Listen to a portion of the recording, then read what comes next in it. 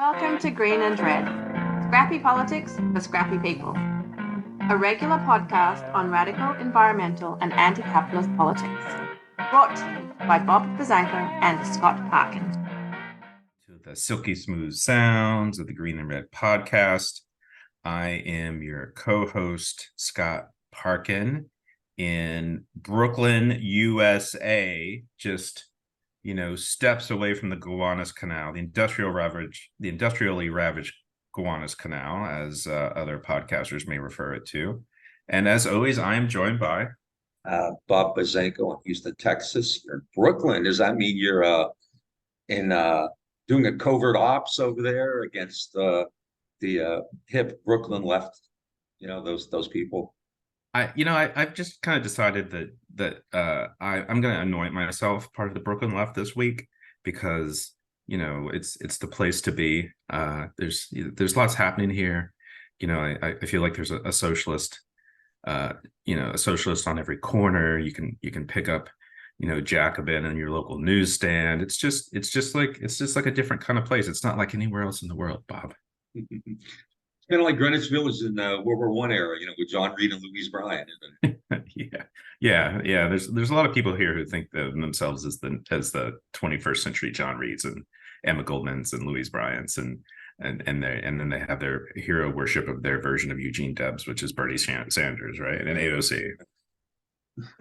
even though I doubt Eugene Debs would ever vote on budgets to support wars in places like Ukraine. Just saying. Yeah, but hey, it's their world, and we're just orbiting it. We're just passerbyers. You gonna visit the Park Slope Soviet later today? Yeah, I'm gonna go have a $7 cup of coffee over in the Park Slope Soviet. Well, it's another scrappy Sunday, and you're feeling particularly scrappy, so you're gonna probably carry the load today. But I think we start with kind of some of the main radical history events that occurred this week. Yeah, and the first one I'm going to mention is one that we actually just did a show on about September 11th, the other September 11th, or Chile's September 11th. We actually just did a great show with Dr. Rodrigo Acuna and Dr. Clinton Fernandez about the 50th anniversary of the coup.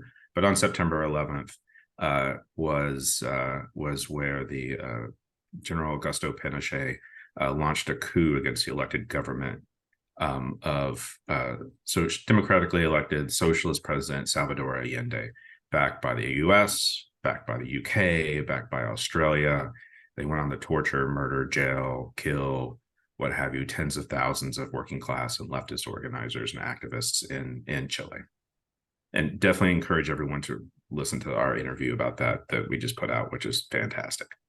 Earlier, was it this week? It was an Australian businessman, maybe at Davos. I don't know who said that we have to make people feel pain.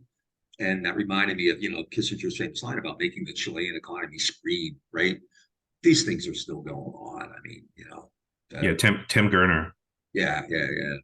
Who's like a multi-million-dollar real estate developer in Australia. And that's what Jerome Powell's doing, right? At the Fed with the interest rates. So making the Chilean economy stream has a long and despicable history that is ongoing. So, yep. I personally think we need to make the billionaires and the millionaires scream, make their economy scream, which is kind of what we're doing. So, yeah. And you have others, right? Yeah, I have on September 15th, 1971, Greenpeace sells its first ship to Amchitka Island to protest a nuclear test. It's intercepted by the U.S. Navy before it gets there, but it does help launch the group. So it's the sort of founding of Greenpeace, which I'm going to actually have some things to say about Greenpeace in a few minutes. But I also want to just note that, because being here in the cradle of the Brooklyn left, I just want to say that we are and we remain anti-nuclear here, and so I just wanted to kind of flag that, thinking about our buddies at Left Reckoning or the despicable Lee Phillips or what have you. I have a few on September 15th, 1963, the really horrific bombing of the 16th Street Baptist Church in Birmingham occurred. Really one of the kind of more tragic events in that entire civil rights era. 4 little girls were killed in it. For the Birmingham Four. And I think it's also important to understand, because what we're seeing today is really, in many ways horrific and, scary, right? You have, Trump has kind of unleashed these crazy violent people, and they're issuing death threats to everybody. And we saw what happened on January 6th. So, we clearly in no way ever want to diminish that, but it's also important, I think, to understand that this is again American history. As the great H. Rap Brown said, violence is as American as cherry pie. And Birmingham Sunday is really kind of one of the more tragic and horrible events in that entire era. On September 17th, 2011, not far from where you are, the first Occupy Wall Street protest took place in Zuccotti Park. And, it obviously, we haven't brought down capitalism. We haven't smashed the state yet. But I think it really did usher in a different era of activism. There was a long, period where a lot of people were dormant. And I think, Occupy Wall Street really has kind of energized, especially younger people. So it had plenty of flaws and, ultimately kind of drifted apart. But it's still something that we really should remember. And the consciousness that it raised is still very striking with many people. Yeah, no, I think it really was. And it's the first time, not the first time, but it was one of the first times in a long time that people started talking about capitalism. For a long time, nobody mentioned it, just wasn't an issue. And I think actually Hurricane Katrina had a lot to do with that. I think after Katrina, people started to kind of ask broader questions, but there's no doubt Occupy Wall Street really kind of created a different momentum. On September 20th, 1878, one of my favorite people was born, Upton Sinclair, who was a muckraker and a socialist, famous in many different ways, but especially obviously as a muckraker. He wrote The Jungle to expose the meatpacking industry. He went to Chicago because he was a socialist. He wanted to write about the working conditions and how horribly the immigrant working class was being treated there. But when he got there, obviously he discovered how rancid and horrible the meat was, which is again timely because we're seeing regulations ripped apart, and we have outbreaks of E. coli and different kinds of things all the time, not to mention just the treatment of agricultural workers. So, and then in 1934, he ran for governor of California. And this is actually kind of relevant too, if you think about like Bernie Sanders or Cornel West, neither of whose campaigns I think really were, really terribly useful in the long run. But Upton Sinclair ran for governor on a really reformist kind of a socialist platform. He created a group called Epic End Poverty in California, and he wanted to take the abandoned factories and the farms that weren't being used and hand them over to working people so that they could work in the factories and make stuff for themselves, so they could work the farms and grow food. He won the Democratic primary, even though the Democrats threw the kitchen sink at him. And after he won the Democratic primary, many Democratic operatives in California worked for the Republican candidate who won the general election. So, and anybody with a sense of history would know this, right? Which is why presidential campaigns, I'll always contend to my dying day, are just Quixotic exercises and narcissism and political onanism. But that's neither here nor there. And then on September 22nd, 1980, the Iran-Iraq War began, and that's also pivotal because what we've seen since then really kind of connects to that. I could spend a long time on this, but the United States, remember, had a long-time ally in Iran in the region, but after the revolution there, where the Shah was sent packing, and then Khomeini took over, the United States kind of did a flip, and they began to support Iraq and Saddam Hussein, even though everybody knew he was a murderous thug. There's no documentary evidence of it, but there's strong circumstantial evidence that the U.S. was aware of Saddam's intentions to invade Iran. There had been disputes over the Shah al-Arab and other stuff was going on, and so Saddam Hussein invaded Iran in September of 1980. The United States supported Iraq heavily during the war with about 40 or 50 billion dollars of various kinds of aids. America gave WMDs, chemical and biological weapons, to Iraq, and American advisors were in the field in the latter stages of the war when Iraq used chemical weapons. And so, and that clearly creates a direct segue to the U.S., the first Gulf War in 1991, which was the aftermath really of the Iran-Iraq War. Iraq was in such desperate shape after that war, and Kuwait was, slant drilling and selling oil outside of OPEC's limits, and that led to the first Gulf War, which of course led to the second Gulf War, which of course has led to, really what almost a half century now of constant warfare in the Middle East. And so that's obviously worth mentioning too. So those are just a few things there that have some meaning in the longer run. What we want to do is create a usable past, not just say things for the hell of it. I think these events really do tell you a lot about the problems we have today are not unique. And Trump's freaking dangerous and deranged and scary. He's a different kind of cat.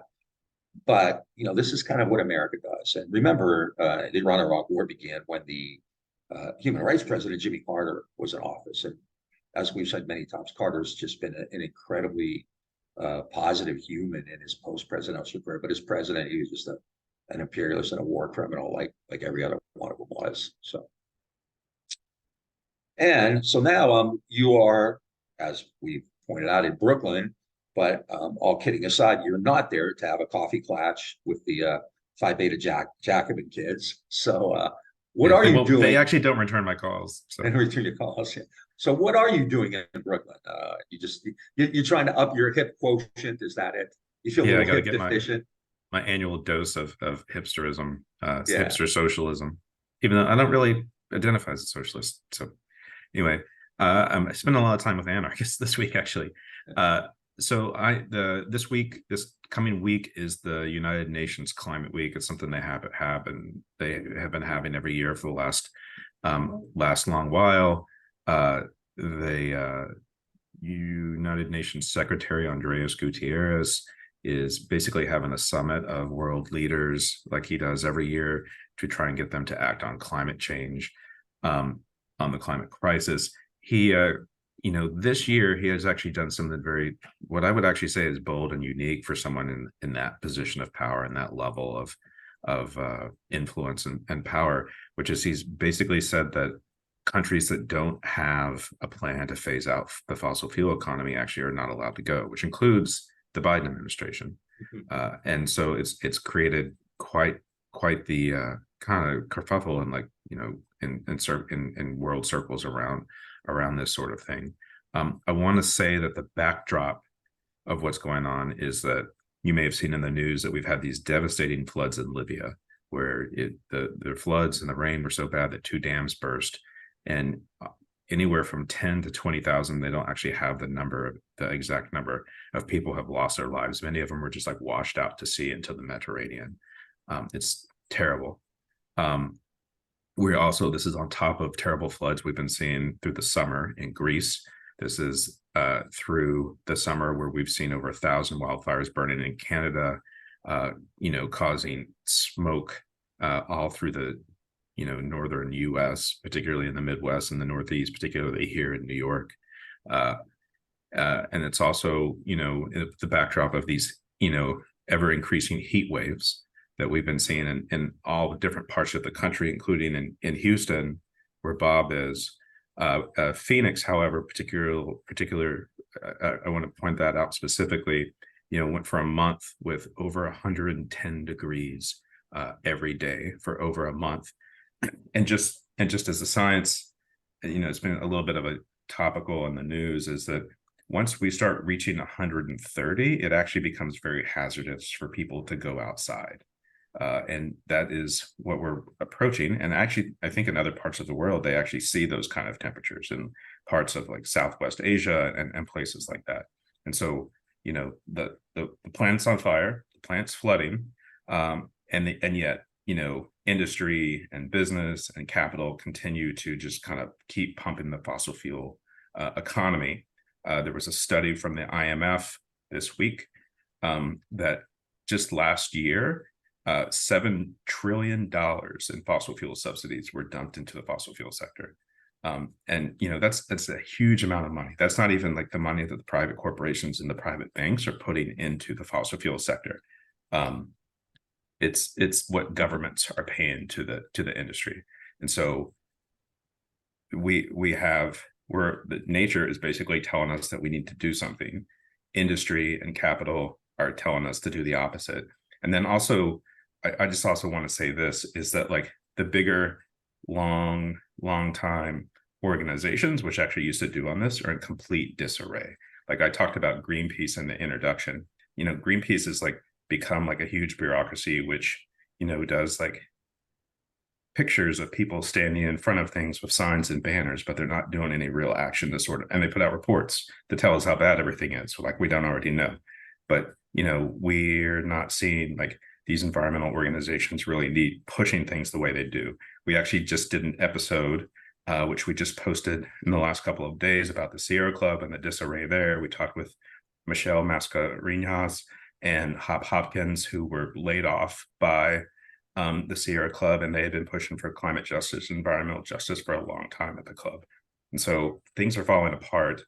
And so we're seeing like smaller groups, individuals, grassroots groups, frontline communities are the ones who are taking more and more action, while all these like sort of bigger players are either doing the wrong thing or doing nothing.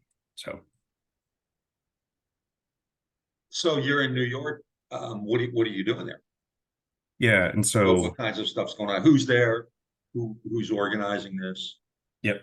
So a couple of the bigger things happening as far as like the sort of resistance, I guess we could call it resistance, or the protest. Let's call it the protest that's going on is one. There's going to be a huge march on Sunday, the day in which we're going to put this out. September 17th, it's called the March to End Fossil Fuels. They're expecting tens of thousands of people to go out and march, basically with a message to Biden that he needs to end fossil fuels. It's actually somewhat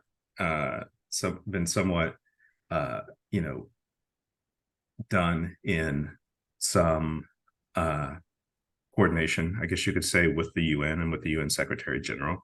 That'll be a pretty big event here. AOC is expected to be there. Lots of celebrities, lots of frontline communities. People are traveling here from all over the world to participate in the march and participate in UN Climate Week. The day after, there will be a huge mass action. It's actually, speaking of the anniversary of Occupy Wall Street, actually the meetup spot Monday morning. If you're listening to this and you're in New York and you want to join the action, Monday morning at 10 a.m. at Zuccotti Park. And then we plan to go march on Wall Street and take action on targets there. And also coming up on Tuesday, if you're also in New York and listening to this, Rainforest Action Network, one of the groups I work with, will be taking action at one of the big funders of many bad fossil fuel projects, Bank of America. We'll meet at Bryant Park at 10 a.m. And just like a little background on Bank of America is like it's even though we've campaigned against them for a long time, and even though they make these voluntary agreements on stop funding this or stop funding that, it's like whack-a-mole. So we've gotten them to stop funding coal mining, or we've gotten them to stop funding or make some concessions on Arctic drilling or fracking or whatever, but they're continuing to fund things like the Mountain Valley Pipeline, Joe Manchin's pipeline. I think we should actually just start calling it Joe Manchin's pipeline, that runs through Appalachia. They are funding the liquefied natural gas export build out down around UBOB, at places like Freeport, in the Rio Grande Valley, Lake Charles, Louisiana. They're also funding like a methane export build out in Southeast Asia, in places like the Philippines. And so that's some of what we have coming up. And then there's also what we've done since then, which I was going to talk about a little bit too. Yeah, no, exactly. First, I just want to get $7 trillion. Like, say that again, because that is such an immense, incalculable amount of money, right? That's like a staggering amount of money that's just That's, that's just a year, right? yeah, no, that was just last year, right. Yeah, yeah. And that included both explicit subsidies and then implied subsidies, which actually do, kind of foster the fossil fuel industry. So it's immense. And the U.S., I forget what the U.S. is specifically. It's I forget exactly what it is, but it's immense, obviously, in its own right. You could eliminate homelessness in the U.S. easily, many times over, with just like a not even a big reduction in fossil fuel subsidies, let alone you could eliminate get the next generation, the next 5 or 10 generations, a college education. Yeah. With that amount of money. Healthcare, you name it. There's a million things you could do instead of giving money to fossil fuels and Ukraine and stuff like that. So it's also important to point out that subsidy money, that money that's going into the fossil fuel sector, that's a lot of that is profit for these companies. Like we can have continued, particularly since we've seen the price of oil go up in the last decade or decade and a half, is that's all profit for fossil fuel executives. It's not necessarily benefiting even like the average worker in Exxon or a Chevron or anything like that. That's like a lot of profit in the pocket of like shareholders and the C-suite execs. I just also want to point that out, is like it's created an economic divide as well, not just like a climate crisis. Yeah. So what have you been up to? Yeah, and so since I've been here, I've been working a lot with all the different groups. There's some New York groups. There's groups from out of New York, which we've been doing a lot of training and direct action prep. I'll talk about 2 big actions that have happened in the last couple of days. The first one I'll talk about is at BlackRock. BlackRock is the world's largest asset manager. It's also funneling billions of dollars into the fossil fuel sector. The real cute thing about these companies in New York, which I'm going to talk about the fossil fuel financing sector, is that they all have really slick public relations to greenwash their image and talk about all the different things they're doing. It's a little bit like the Biden administration, right? It's like the IRA. But BlackRock is the world's largest asset manager, funding billions of dollars into the fossil fuel industry. I mean, BlackRock could single-handedly undermine the fossil fuel economy if they wanted to. And, BlackRock's CEO, Larry Fink, actually has said, I believe he has said, they've quoted him in a BlackRock newsletter to its investors. He says that the need to decarbonize the global economy is the largest investment opportunity of this generation. Yet he still puts billions of dollars into oil and gas, into agribusiness in places like Brazil that's deforesting the rainforest, so they can grow soy to feed beef, and so they can also have place to let beef graze and things like that. Also a big contributor to the climate crisis. Not that I'm advocating that you should go vegan to do anything about the climate crisis. We should do whatever we can do. But anyway, it's a little dig on some of the vegan resistance, I know. So BlackRock is this terrible company that's been doing these terrible things and then trying to actually make it look like they're a good climate citizen. 2 days ago, people did actions at BlackRock. 6 were arrested, blocking the building, blocking traffic. This has actually been an ongoing series of events that's been targeting BlackRock for quite some time. Anytime BlackRock execs show up anywhere public, there's always climate activists there to bird dog them. There's just been a lot of focus on BlackRock the last few years. And then action I participated in yesterday, I'm going to show some video of it right now.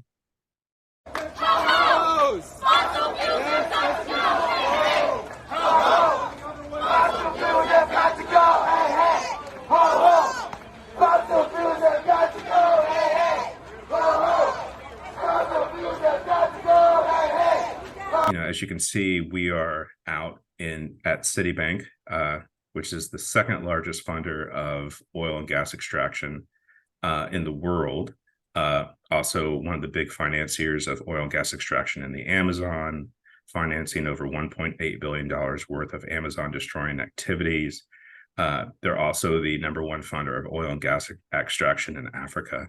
But as you can see in the video that we just showed, there were dozens of us, and we blocked every single entrance into Citibank, into their world headquarters. And you can see this video.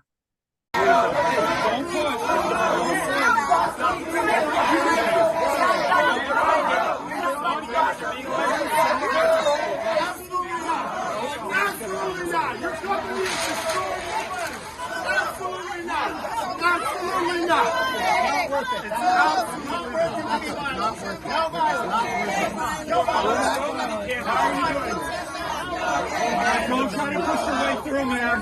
Don't try to push your way through. Don't push your way through. Come on.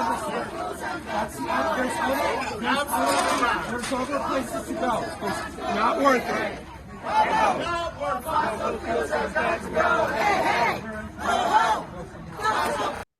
As you can see from that video, there was a woman trying to get in who was like die hard to go to her corporate job and wanted to fight her way in, right?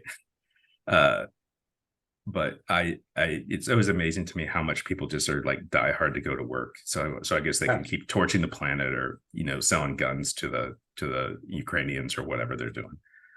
But we literally blocked every single entrance, and you can see that you can tell that there were a lot of pissed off employees. We actually literally had hundreds of Citibank employees out on the street just waiting to get in. And some of them every once in a while will come and try and run through the blockades. And you can see this guy. Good job, you're the one picking. Yeah, right. See ya. Enjoy the apocalypse. Sometimes I have issues when I do an action at a bank and it impacts like the tellers, right? Or even the customers, because I actually do feel like those are people just trying to do their job, or people who are just trying to go and do their business. I still do those actions, and I still think it's important to send a message and be disruptive to the corporate business as usual. But like, I have no problem blocking out the employees at the corporate headquarters, because that's where a lot of the really bad shit happens, right? Yeah, I think this is we've talked about this before, but this kind of strategy is really crucial to it. Address, attack, whatever you want to say, these banks, because behind the actual fossil fuel companies, which are insanely wealthy, you have these institutions like finance, insurance companies, and that's actually I think it's proven fruitful, right? You've had success in that regard. I believe is State Farm won't write any more insurance policies in California and other areas in the West. Colorado is another one where they're not giving out new home policies. Yeah, I think even maybe parts of Washington or something like that. But I think that's crucial because, going after the government at this point, is really, pretty futile. But if you can kind of convince banks and insurance companies that this is not a good investment, to use the capitalists against themselves. I mean, in a perfect world, the resistance would shut it down, but we're not quite there at this particular point. Especially given what we've seen, like with the Sierra Club and other groups like that.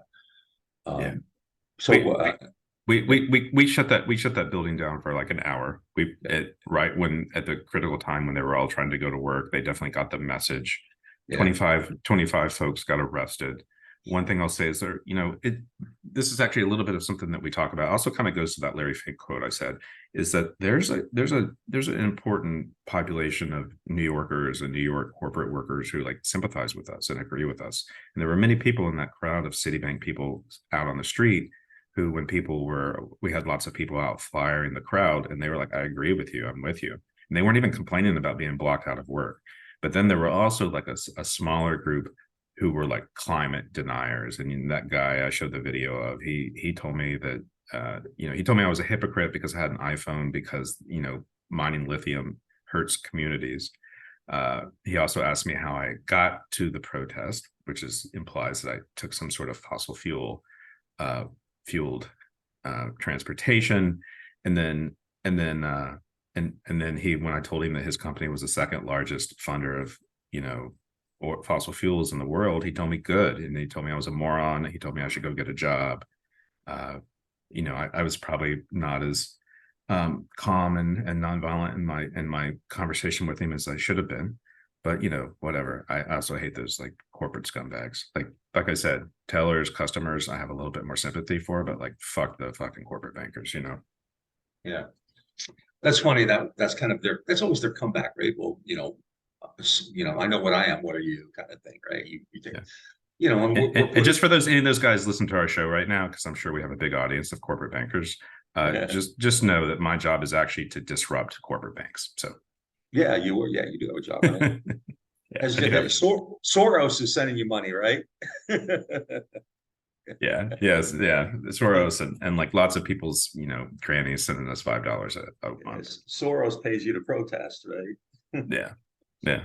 Well, it's I've told you I was recently watching I forget the name of it, the Attenborough series on the environment, and it's really chilling. It's just really terrifying to see these various species are being run out of their natural habitats because of droughts, because of floods. They're migrating thousands of miles. They're dying. We've all seen those horrific images of like polar bears, emaciated polar bears, something like that. That's just the tip of the iceberg, right? So this is fairly serious. No pun intended. Maybe pun intended. Maybe pun intended. I'm always trying to be punny, So, but at any rate, no, that's great. And you've mentioned, what you have going forward, but I just want to say that the disappointing thing about like what we've seen with like Sierra Club and Greenpeace is that there's a lot of people who are scared. They watch things like that Attenborough documentary. They're scared about what's going on. They're scared for themselves. They're scared for their kids. They're scared for like what the fate of the world. And, there's a lot of people getting involved in grassroots groups that I like run into every day. There's lots of people getting involved in like smaller groups. This convergence center that we've been running here in New York, there's like hundreds of people have come through there. And I led a lot of trainings this week. And the kind of disappointing thing about how the bigger green groups don't have their shit together is that like there's a lot of people who want to do stuff to be able to match $7 trillion in fossil fuel subsidies, to match the $333 billion that Citibank, since the Paris Agreement, has poured into the fossil fuel sector. It's going to take a lot of people. We have to organize those people. Going vegan or changing your light bulb is not going to do it. And so we need people taking action. We need people organizing and agitating. And the disappointment is that there's no huge vehicles to do that. I'm diehard member of a grassroots movement to get as many people involved and agitate as much as possible. But I also feel like I wish that the bigger orgs got their shit together, and so we could be doing it on a larger scale to meet the scale of the crisis. So you're saying that you can't rely on the most pro-environment president ever? And we definitely can't rely on the most pro-environment, pro-union president, whatever else, he is. He's 21st century FDR. The 21st century FDR. Yeah, where's the Green New Deal, right? Why who can't remember where he was? Who can't even remember where he was on September 11th, 2001, right? So, oh, did he say that? He said that he in a speech, I think was it in Vietnam? He said he was at the World Trade Center on September 12th, the day after, and in fact, he was in DC. They have video of him at the Senate. So, yeah, it's unfortunate that with the world literally on fire, we're looking at the biggest country in the world with the biggest military, the most money, the biggest polluter in the world, is going to be led by the kinds of people Trump and Biden and McConnell and the rest. I saw a poll came across my news screen yesterday saying that 70% of Democrats now think he's too old to be president, to run again. We also saw this article. It was covering a RAND study that said that the mental decline of people like McConnell and Biden, and I would actually say Trump if he gets back into office, it is like very terrifying for the national security establishment. I mean we're it's amazing that we're dealing with some of the worst crises and maybe even human history, and we're being led by people who, you know, can't find their way to the bathroom. My favorite story is though is where McConnell has frozen twice on in front of the press, and his staff says that he's only ever frozen twice, and it just happened both times to be in front of the press. Yeah, it's a fairly weak situation right now, and you know, the stakes are so high, and the time is not great. So, is this kind of part of a larger campaign? What you're doing now? Are there other groups? You kind of groups meeting right now, kind of planning ahead? Yeah, I was the Citibank campaign has actually been going on for quite some time, and it's being led by groups that I don't work for. Yeah. The Bank of America campaign actually is Tuesday is the launch of the Bank of America campaign. We're also going to be joined by people from the Gulf South and from the Philippines and from Mountain Valley Pipeline and other places at that rally on Tuesday. But you know, there's my organization I work for, Rainforest Action Network, has been campaigning on banks around these issues for over 20 years. The last few years, we've seen this sort of like flowering of climate finance campaigns, and not just going after banks, but also asset managers, investment companies, pension funds, insurance companies, all of that. There's some pretty fierce campaigning actually going on against the insurance sector around climate, because even though, you know, they lose money when the homes they have insured burn down or get flooded out, to the point where they're not issuing new policies in states like California anymore, they're also insuring pipelines, and they're insuring, you know, liquefied natural gas export facilities in places like, you know, Freeport, Texas, and the Rio Grande Valley. And so there's a lot of like really strategic, smart corporate campaigning, not necessarily being run by the big green groups, going after these finance sectors. Yeah. And also, as we've seen, because you've especially done a lot of stuff on Cop City, and we talked to Will Potter, and we talked to the author of the book Wasteland, and the director of How to Blow Up a Pipeline. I mean, there's resistance, but then there's like an even bigger and more enhanced surveillance apparatus coming after people. I mean, in New York, you're not likely to get RICO'd for First Amendment protesting like you are in Atlanta, but clearly there's a significant blowback, and the repression will get worse as the climate gets worse and as the resistance ramps up their protests. Yeah, I mean, the crisis is going to get worse. People wanting to act on it is going to increase, and then the only thing the state knows how to do is, you know, crack down on those wanting to do something about it versus doing something actually about the actual crisis. Like I mean, I feel like that's the, you know, rinse and repeat we see quite a bit. And it also affects an organizing culture too. If people are like scared that they're being watched all the time, that they're like looking at RICO or felonies for you know, just like leafleting or holding a sign in front of a bank or something, then, you know, that's gonna have that's gonna stifle dissent. Like people just aren't going to show up, they're going to stay home. But then two, it also makes the organizing culture that much harder. It's where we see infighting, we see paranoia, all that sort of stuff. Yeah, I mean, clearly the ruling class has an endless array of strategies that it can use, and, you know, fear and intimidation are very important in that regard. So, you know, it's heartening to see that people are out doing something.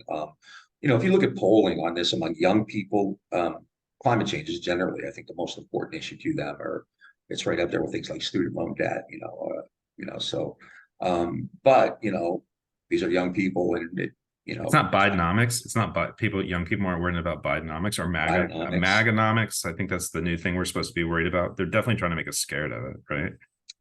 Well, I mean, they're all scary, right? I mean, yeah, but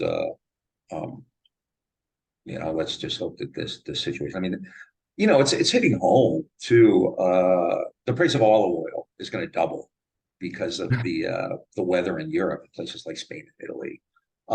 You know, crops are dying because of droughts and floods. So the price, you know, it's going to hit. I mean, I don't know, you know, the ruling class, you know, may have air-conditioned bunkers somewhere where they can hide, but their golf courses are going to be scorched, and you know, there's going to be a limit on the food they're able to get. So it's pretty scary, and it really does affect everybody. I know that sounds cheesy, but the reality is this hits home. This isn't just about melting glaciers, which is bad, which is really bad, right? But we've seen water temperatures rise 1 or 2 degrees Celsius over the past decades. Melting ice caps. And it hits home too. I mean, just here in the United States, right? The extreme weather events and the floods and crops are being destroyed.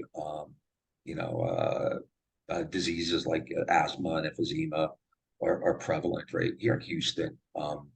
It's one of the most polluted places. So. One thing I would encourage people to look at the pieces of real estate in North America that are being deemed as climate safe, right? Places like Vermont or Michigan or whatever, and watch the real estate value as the ruling class decides that they can't live in Houston anymore because of floods and heat waves and things like that. They're going to start buying property in like these, along the Great Lakes or something like that. Just prediction. It's probably I'm sure it's already happening in some places. I spent the summer in Ohio and it rarely went above 80. It was beautiful. It's like the best weather in the country. Yeah. Ohio's pretty far north up there. Climate change could bring about the revival of the Rust Belt. It might, yeah. But even in Ohio, you could be a wealthy landowner by the time it's all over and done with, Bob. Be an RV state. Even in Ohio, though, when those fires were burning in Canada, you'd walk outside and you'd smell it and you'd feel it. So nobody's immune. So rich people can avoid a lot of stuff, but it's going to be harder to avoid this one. Heat and smoke and flooding, yeah. Yeah, and I think this also. I guess they know to buy property not in flood zones, but still. Yeah, and not to go off on another tangent peripherally, but I think this also speaks to a lot of things that look at the debate or the public narrative, not just from the right, but really from a lot of different groups. Right now, kind of we're focused on these issues like transgendered kids in sports or, critical race theory or whatever, book banning. And this is a great distraction away from these kind of cataclysmic things that are really a risk to our lives, right? Yeah. And so anyway, not to be too bleak, happy Sunday, but happy Scrappy Sunday. Yeah.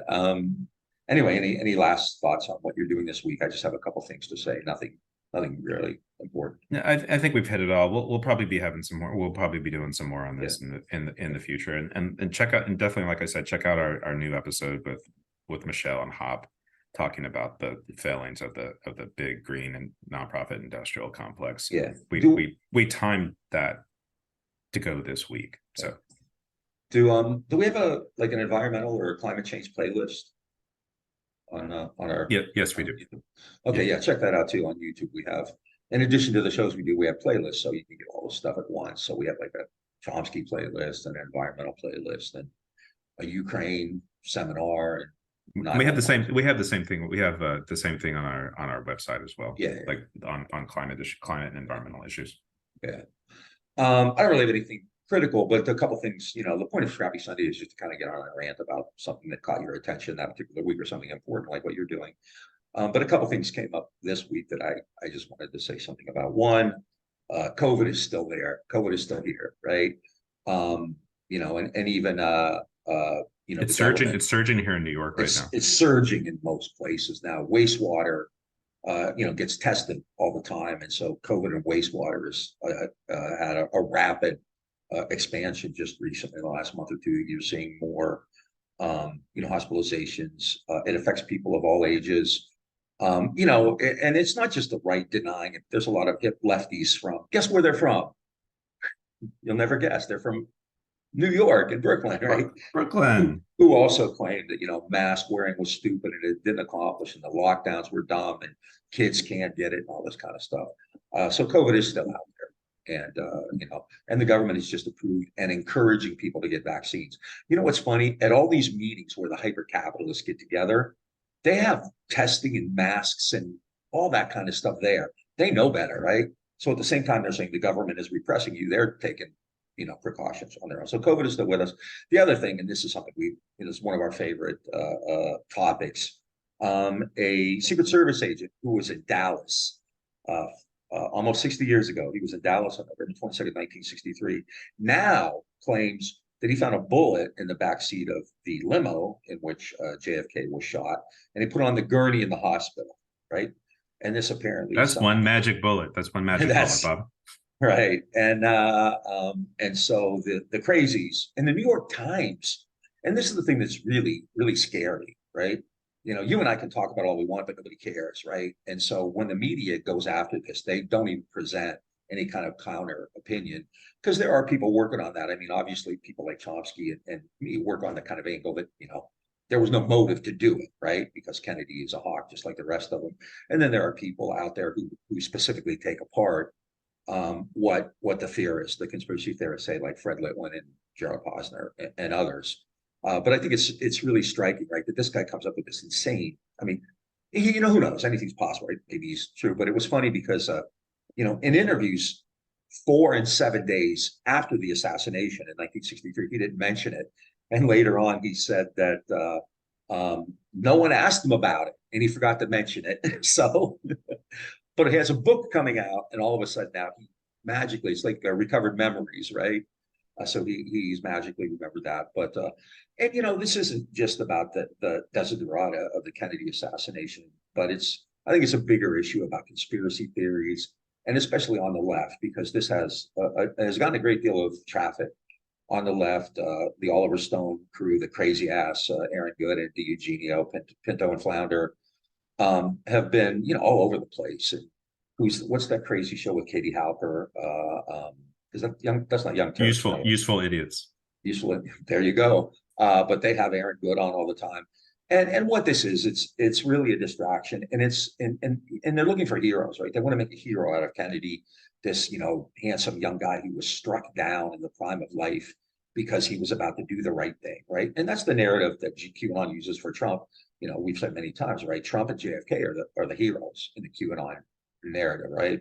JFK Jr. Don't forget John. And now RFK, right? I mean, RFK, yeah, right. RFK and RFK Jr., who I'm sure will be struck down in the prime of life. No, that's what I mean, right?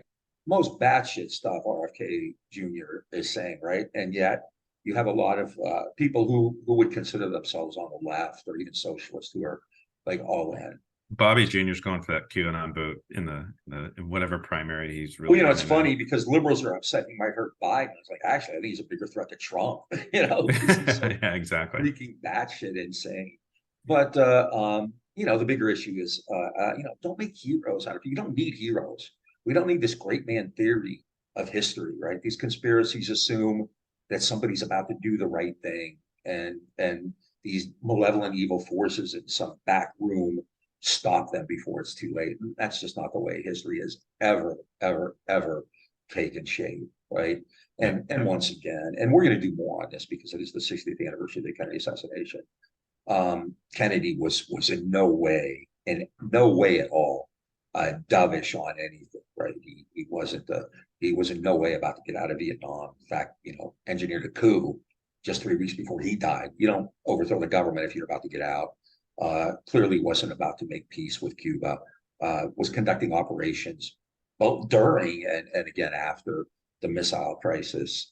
And it's so if you're on the left, please don't jump into conspiracy theories. We got enough problems. We don't need to be looking for, as John Quincy Adams said, monsters to destroy and creating these quixotic heroes. So not just always every time I see something about that, it's unnerving because it's such a huge distraction, and it really isn't. It's not violent like QAnon, and they're not quite as crazy, obviously, right? But at the end of the day, conspiracy theories serve the same purpose, no matter what political views they come from, they emerge from. So, magic bullet on a gurney. Oops, suddenly remembered that 60 years later, and I'm writing a book about it. So. And I got in the New York Times. Shocking. I got the New York Times. That's the scary part, and that's the part, really, right? I mean, if people want to be crazy and stuff, but once the New York Times gives you their imprimatur, and you're on all these lefty media, like Oliver Stone, is kind of a hero to a lot of these people. I mean, the guy, he's nuts, right? I mean, he's he's done some great movies, but JFK assassination, he's an apologist for Putin, who, I oppose the war vehemently, but Putin's monstrous, so yeah, exactly. yeah, I think the left needs to kind of focus in on stuff that's actually real more than that. But there's so many real things to be focusing on right now. That's the amazing part, is like between like the hot labor summer. I mean, there's a lot of things you could be doing out there to make things better for regular people. Climate crisis, the stuff we talked about with the pandemic, not going down the conspiracy route, but like the fact that it's surging and there's no government, the government's not acknowledging it. There's a lot of shit going on, and there's a lot better things to be focused on. I would put out to Aaron Good and Jimmy DiGenio that, like, please put down your conspiracy shit and actually get to work on real things. Yeah. And I mean, they won't do it. They won't do it, but I'm just gonna, ask them. I mean, since you're in Brooklyn, I think it's also useful to mention that, these people who call themselves socialists and write all kinds of articles about theory and stuff like that, they're not in the streets. They're not organizing. They're not really kind of part of the activist community, and don't really even cover it all that well. They don't think it gets them enough clicks. Yeah. I mean, I don't want to guilt trip people who don't do a lot of stuff or sign petitions. Well, that's great, whatever you can do, but we really can't think that's adequate to solve this problem. It's just kind of like the electoral fetish that people on the left have. If by some miracle Cornel West were to be president, it's not like. So at any rate, how it goes. But yeah, these are what did Hunter Thompson say? When the going gets weird, the weird turn pro. Yeah, exactly. We probably can wrap in a minute, but I want to ask you about one other thing, which is this thing we've been seeing on the internet called Masterclass. And I'm wondering if you could tell us about your recent work with Masterclass and Noam Chomsky as a final thing. It's clearly in my life story, in my obituary, that no one's going to write one because I'm not important enough. But it's probably one of the coolest things. Really, the coolest thing I've ever done outside of like my personal life. And just for the audience who maybe doesn't know what we're talking about, maybe give a little background. Yeah. I don't know what Masterclass is. I used to see these things, especially when COVID hit, come across all the time. Masterclass, where they have people perform a class, so to speak, right? And it could be like Carlos Santana talking about playing guitar, or Ina Garten talking about cooking, or Tony Blair, George Bush, blah blah blah. And so last fall, I got an email from Masterclass, and we talked, and they decided they were going to do a show on Noam Chomsky. And I was like I was blown away. Actually, I was stunned because I got to be the consultant and an interviewer on it. And so I spent some time in Arizona in January with Noam, interviewing him on various things. And it's out now. And it's not terribly long. And if you know Chomsky stuff, it's stuff that it's terrain that's already been covered. But it was incredibly important, I think, to reach as many people as you can. And so if you have Masterclass, if you have a subscription to it, check it out. He talks about contemporary events. That's the first part, actually, about things like chat, GPT, and AI and stuff like that. And then he and I talked about manufacturing consent and dissent during the Vietnam era, and then even a little bit about linguistics and language. And I don't know what Masterclass costs. I think it's like $10 a month or something like that. But if you have it, check out the Chomsky video there. And I mean, it's just going to be something I'll remember for the rest of my life. It was just, from a personal, I don't have heroes, but Chomsky's a pretty important person in my life, millions of lives, right? Yeah. But he's been supportive, and we've known each other for quite some time, and he's always been supportive of me, which has been quite a thrill. And obviously it's important in the bigger picture because he is such an important public intellectual.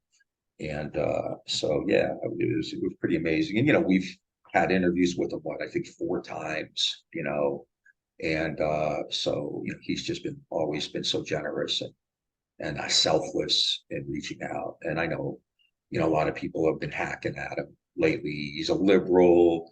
He voted for Hillary Clinton, he voted for Biden, and all that kind of stuff. And some people are really does. I mean, this is a guy who lived through World War II and the Holocaust and Vietnam and McCarthyism. And I think people who don't have that kind of historical background can be very dismissive of somebody. He's not radical enough or whatever. I mean, this is a guy who, was almost indicted in the 60s for his anti-war activities in Boston. He went to Turkey because his publisher was on trial. He could have been thrown in jail there. He's been all over the world in Palestine and South Africa and Latin America, Brazil. Brazil. He's and any one of and he's not. He's never really been out Laos. Spent time in Laos during the bombing period with Fred Grantham. So I don't need to defend him, at all, obviously, but it is somewhat distressing when I see, especially these younger people, attack him. He's just a dumb liberal and blah blah blah and all this kind of stuff, right? He's a tool. He's a CIA stooge. It's just the most insane. I've actually seen some of the kind of more Jacobin Chapo sphere people talking as a stupid anarchist too, which actually, I find pretty offensive because I feel like they have shitty politics, which are more liberal than anything else, and then they're attacking someone who's like, fought for libertarian socialism and anti-authoritarianism his entire life and knows more about it than all of them combined. Yeah, that's the thing. I mean, he's 94, and I mean, just like his brain, his mind is so facile and sharp. It's really incredible. Talking to him, I mean, he just, during the interview and then, on the side when we chat, there's just nothing he doesn't know about and can't speak about. I mean, just incredibly, I think politically, I mean, clearly one of the handful of really critically important people in American political dissent history, like Stoughton Lynn, who was a friend of the Green Red podcast, who passed away almost a year ago now. So, and I'm not trying to romanticize the older generation, but there's some important people out there, and many of them are gone now. Barbara Ehrenreich and Howard's, and of course Ed Herman, Mike Davis, so many others. So, but yeah, if you have Masterclass, check it out. It's if you know a bit about Chomsky, it's nothing revelatory, but it's also pretty cool just to see that from a personal standpoint. I'm pretty sure you can also get the first month free, and that could let you watch the Masterclass too. Yeah. So I actually myself didn't even see it until not long ago, and it's steal this masterclass. That's all I'm going to say. That's what Abby Hoffman would do. Right? Yeah. We definitely need more Abby Hoffmans nowadays, right? We 100% need more Abby Hoffmans. Yeah, So anyway, but it's a lot of fun, and for me personally, it's just I don't want to say bucket list, but it's pretty freaking cool. It was pretty amazing for me. So yeah. Folks, you've been listening to the silky smooth sounds of Scrappy Sunday, live from Houston, Texas, and Brooklyn, USA. We'll be back soon with more episodes. We got a lot of good stuff in the works for the fall, including 60th anniversary stuff around the JFK assassination, and lots of other things. We got some documentary filmmakers who we're going to be talking to soon. But check us out. If you like what you're hearing, check us out on Facebook, Instagram, and Twitter. If you're watching this on YouTube, hit that subscribe button. If you are into audio podcasts, we're on like 10 different audio podcast platforms. Give us a rate and review on some of those. It helps us with the algorithms. And if you like what you're hearing, go to greenredpodcast.org and hit that support button, or become a patron at patreon.com/greenredpodcast. Also want to do a shout out to like all of our new patrons that we've been getting in the last month or so. Much love to all of you. And then also, we haven't actually done a shout out to this in a while, but we're a part of the Labor Podcast Network. Those guys are great. They are really supportive of us. They put our stuff out all the time. Some of these shows we have coming up are actually through the Labor Podcast Network. So just wanted to do a huge shout out to them as well.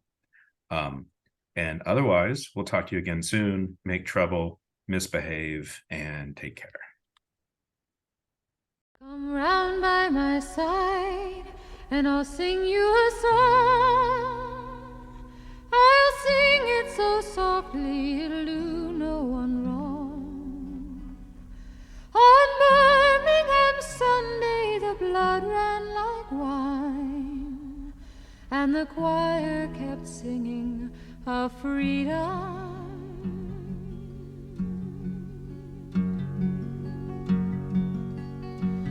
That cold autumn morning, no eyes saw the sun, and Addie Mae Collins, her number was 1.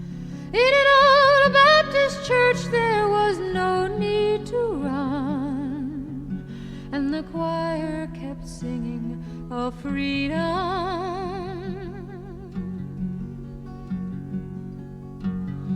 The clouds, they were dark, and the autumn wind blew, and Denise McNair brought the number to 2. The falcon of death was a creature they knew, and the choir kept singing of freedom.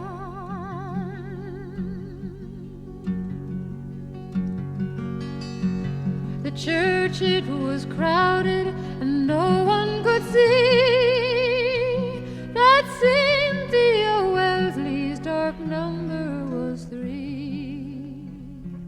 Her prayers and her feelings would shame you and me, and the choir kept singing of freedom.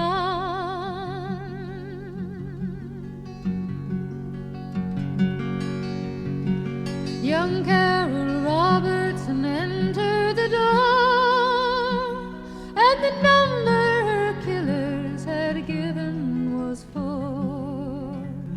She asked for a blessing, but asked for no more, and the choir kept singing of freedom.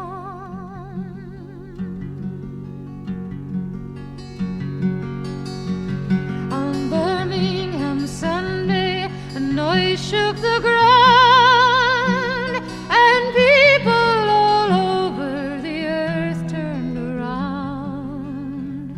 For no one recalled a more cowardly sound, and the choir kept singing of freedom.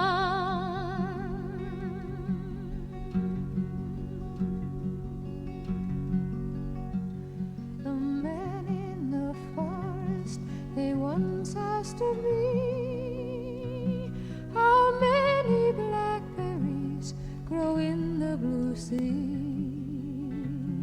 I asked them right back with a tear in my eye, how many dark ships in the forest? The Sunday has come, the Sunday has gone, and I can't do much more than to sing you a song. I'll sing it so softly it'll do no one wrong, and the choir keeps singing of freedom.